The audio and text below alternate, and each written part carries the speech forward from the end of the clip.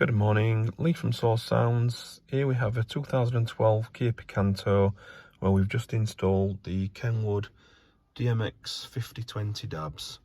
So you can see there we've got the unit nicely fitted with the fascia panel. This unit features FM radio, DAB radio, Bluetooth streaming with USB connection for Apple CarPlay and Android Auto. We've kept the volume controls on this car working, so you can see there we're turning the volume up and down.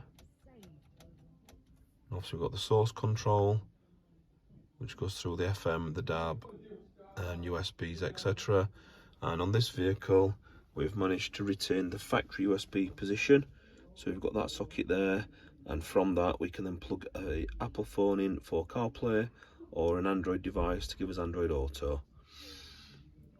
It's a lovely looking unit, not overly expensive, and it gives us everything that the customer would need. Thank you for watching. Any further information, give us a shout on 0114 257 1550. Thank you very much.